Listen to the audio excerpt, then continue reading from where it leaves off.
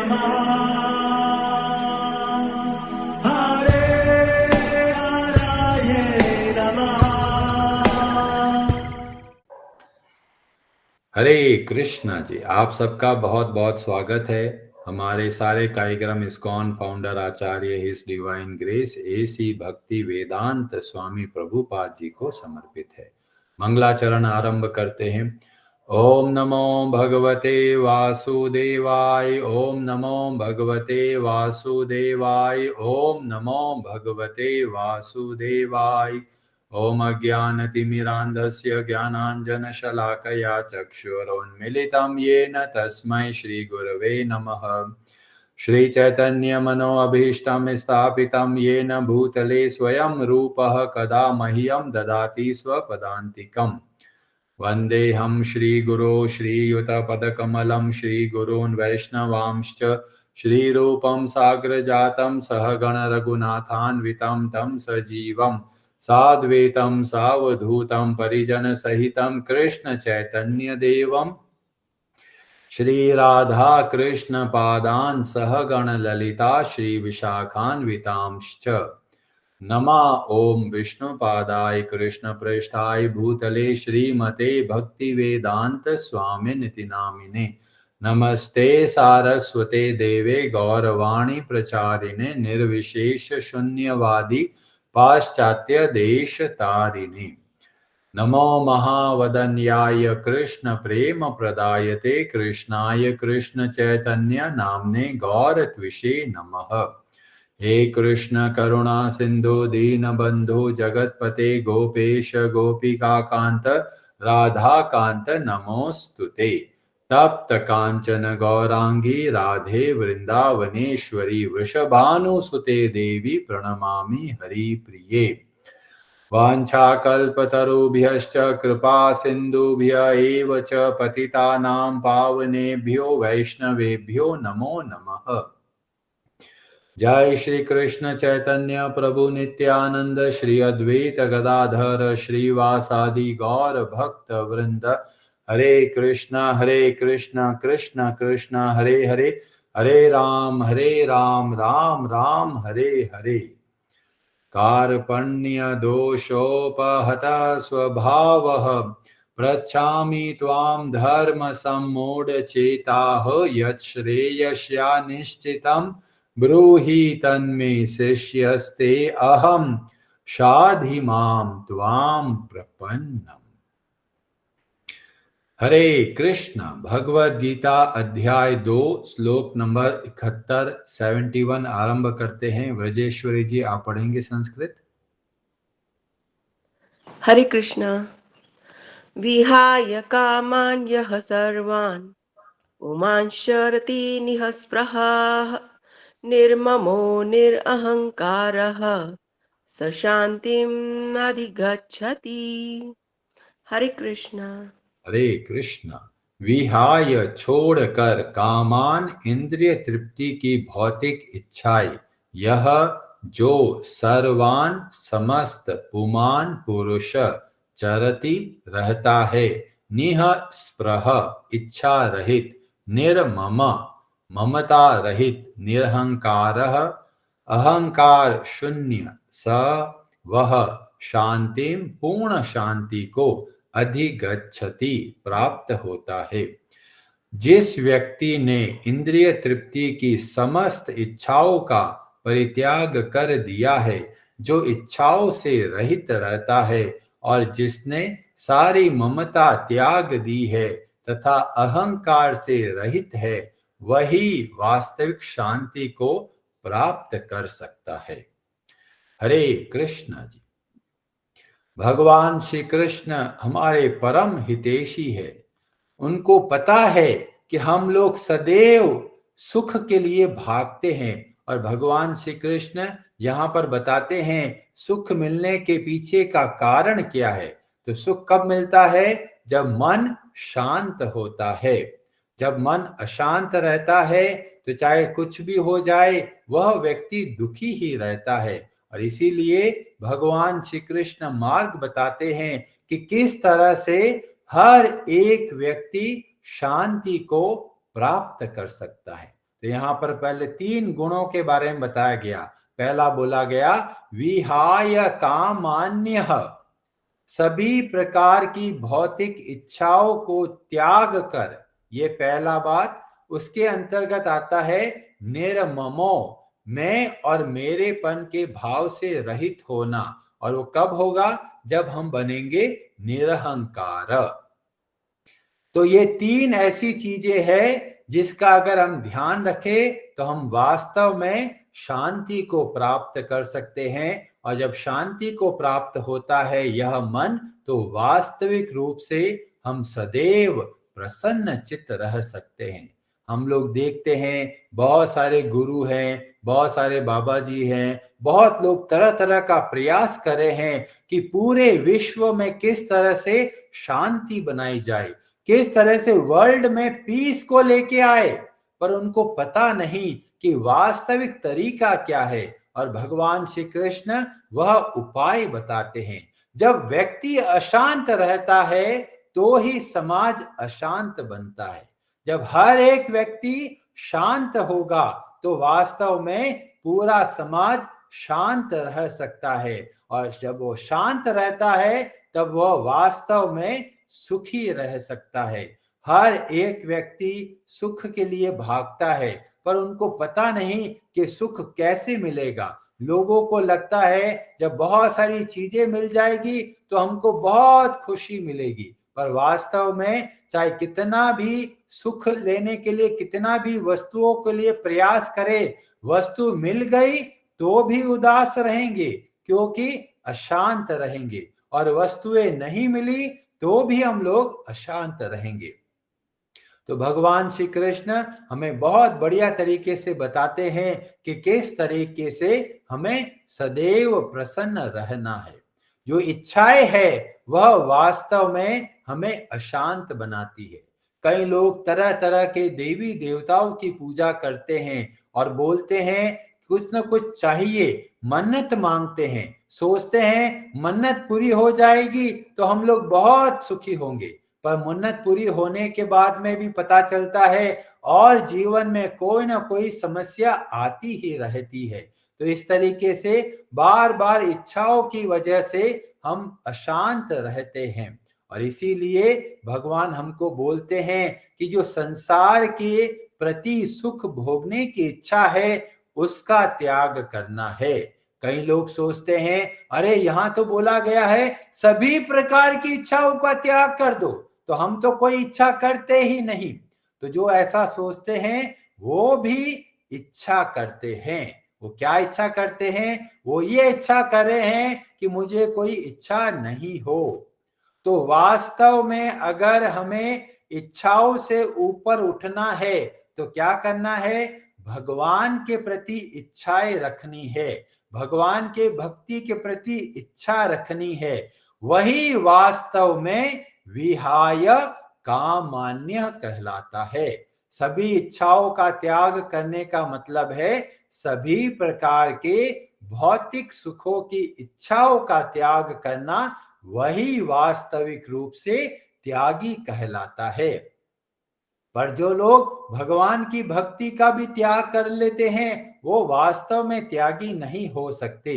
क्यों? क्योंकि हर एक व्यक्ति के अंदर इच्छाएं तो रहेगी, चाहे कितना भी कर लो। कई लोग बोलेंगे हम तो जी योग साधना करते हैं जी, हमें तो कोई इच्छा नहीं होती। जो ऐसा सोचते हैं वो वास्तव में भ्रम में रहते हैं, क्योंकि जो इच्छाएं है वो दबी हुई है, वो कभी भी मौका मिलेगा तुरंत वापस आ जाएगी, क्योंकि मन को आधार नहीं मिल रहा। पर जैसे ही मन को भगवान से जोड़ देते हैं तब हमारी जो इच्छाएं है वो भगवान के प्रति होने लगती है, और भगवान के प्रति इच्छाएं तो हमको वास्तविक रूप से शुद्ध करते हैं।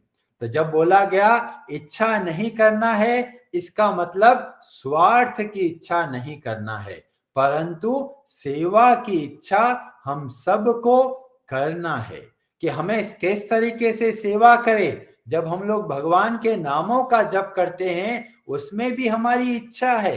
क्या इच्छा है? हमारी इच्छा है कि भगवान आप हमको अपनी सेवा में लगाइए, तो इस तरीके से जो इच्छाएं भगवान से जोड़ने में हमारी सहायता करते हैं वो इच्छाएं हमारे लिए लाभदायक है।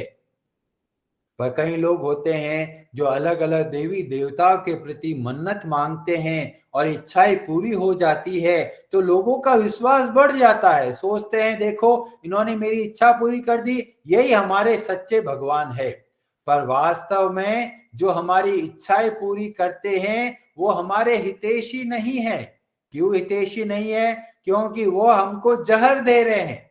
कौन सा जहर दे रहे हैं? ये संसार का जहर दे रहे हैं। जितनी हमारी इच्छाएं पूरी होगी उतना हम संसार में फंसते चले जाते हैं। और इसीलिए अगर हमें संसार में वास्तविक रूप से शांति चाहते हैं तो इच्छाओं को बदलना पड़ेगा। अब कई लोग बोलेंगे अरे इच्छाओं को कैसे बदलें? तो बोला बहुत सरल है, निर्ममो।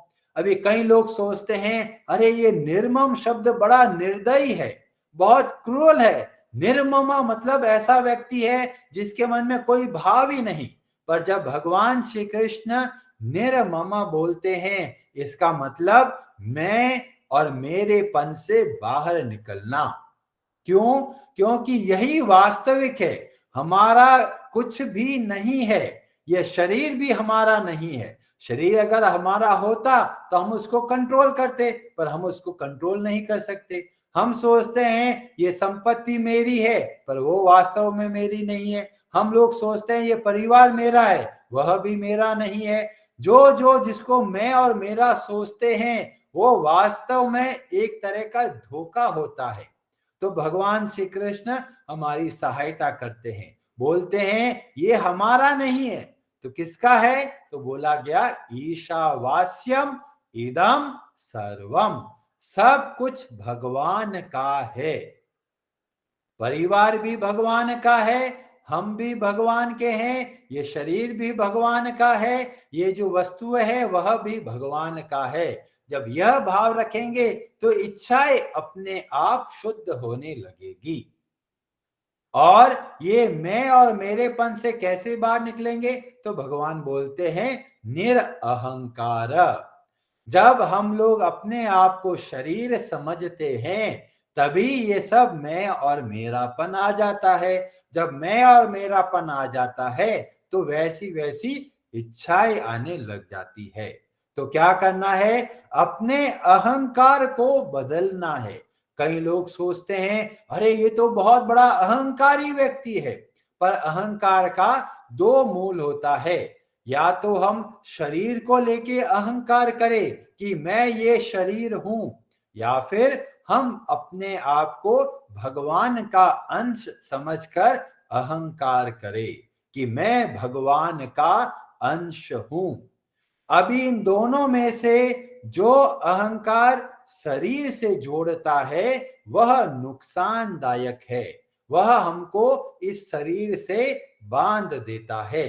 तो हमें क्या करना है? अपने अहंकार को शुद्ध करना है। तो जिसको बोलते हैं फॉल्स ईगो, जो अपने आप को शरीर समझते हैं, उससे बाहर निकलना है और हमारा जो वास्तविक आइडेंटिटी है उसकी ओर हमको जाना है। तो जब हम अपने आप को भगवान का अंश समझते हैं तो स्वतः ही हमें प्रचंड शक्ति का अनुभव होता है। क्यों? क्योंकि हम भगवान के अंश हैं, और जैसे ही भगवान के अंश हैं तो हम अपने आप को शरीर के ऊपर आधारित नहीं करते। और जब ऐसा नहीं करते तो हम लोग क्या होता है? स्वतः ही हमारी इच्छाएं शुद्ध होने लग जाती है। और इस तरीके से जब हम कार्य करते हैं तो वास्तविक रूप से शांत रह सकते हैं।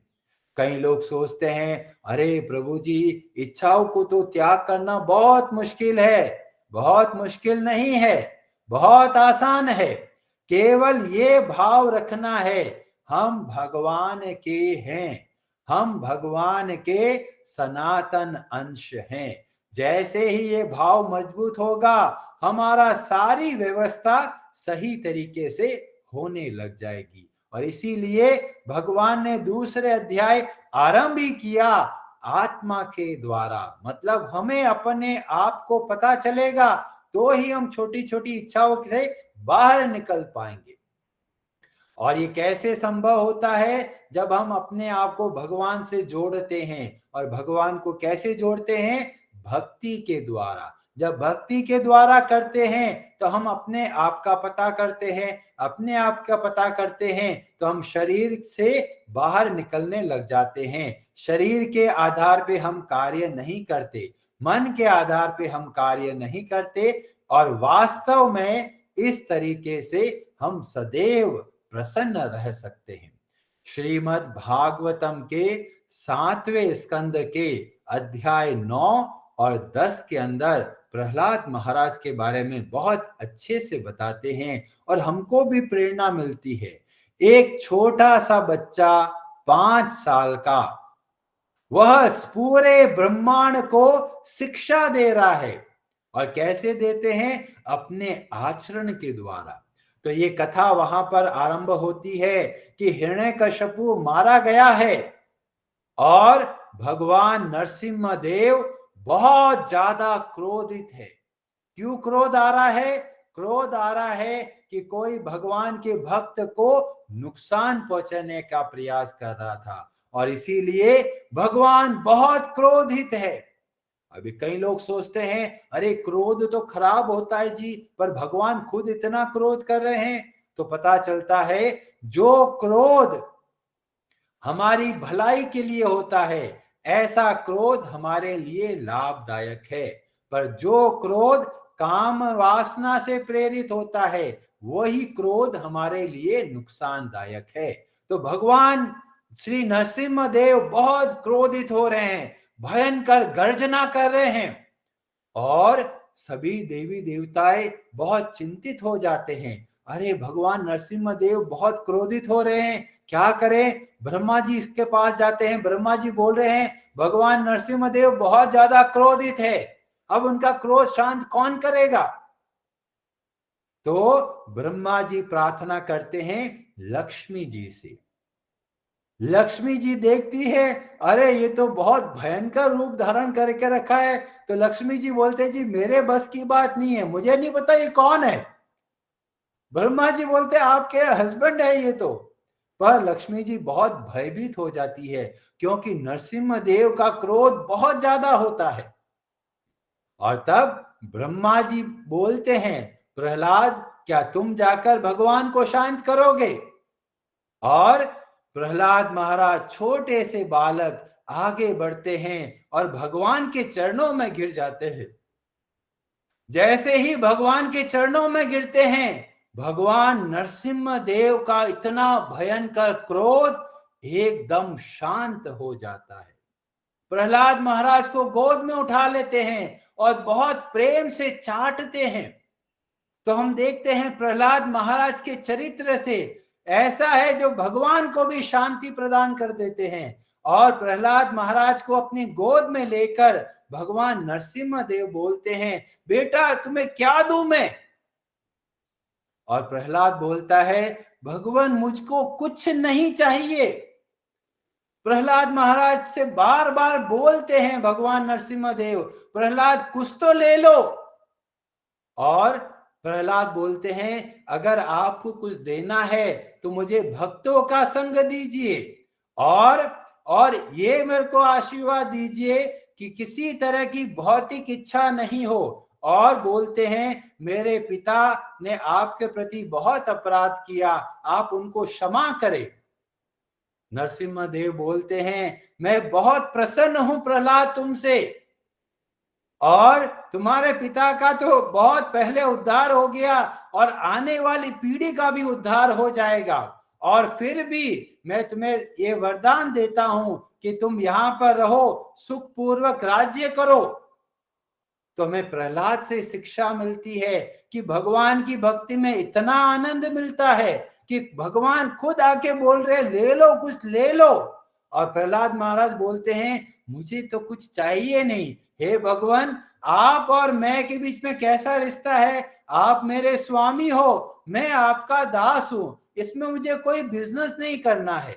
और इस तरीके से प्रहलाद हम सबको शिक्षा देते हैं कि हम जब भगवान की भक्ति करते हैं इतना संतुष्टि मिलती है, इतना मन शांत रहता है कि संसार के चाहे कितना भी भोग हमारे सामने आ जाए फिर भी हम लोग विचलित नहीं होंगे। और इस तरीके से वास्तविक रूप से हम बनते हैं विहाय कामान। सभी प्रकार की भौतिक इच्छाओं से हम बहुत आसानी से बाहर निकल सकते हैं। भगवान के भक्तों के संग के द्वारा जब हम भक्ति करते हैं तो वास्तव में हम खुद भी प्रसन्न होते हैं और बाकी सबको प्रसन्न कर सकते हैं। हरे कृष्णा जी, आप सबका बहुत बहुत धन्यवाद। हरे हराये नमः।